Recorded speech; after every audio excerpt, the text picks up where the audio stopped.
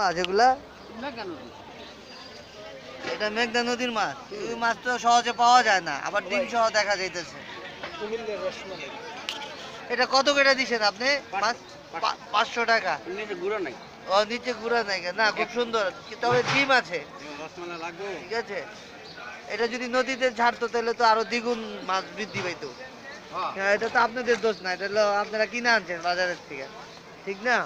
আর এই মাছ তো অন্তরি দেখাই যায় না, অনেক জায়গায় অনেক নাম বলে, মেনি মাছ, ভেদা মাছ, এই মাছ সেই মাছ। আর আপনার এই যে ইলিশ মাছ কেজি 550, 500 হইলে দেওয়া দিবেন। এটাও তো ধরা নিষেধ, তারপরেও আপনারা কিনে আনেন যেহেতু আপনাদের। ও এটা এখন এখন ই করছে। আচ্ছা আচ্ছা আচ্ছা, যাই হোক, এখন আপনারা আমাদের চেয়ে ভালো জানেন।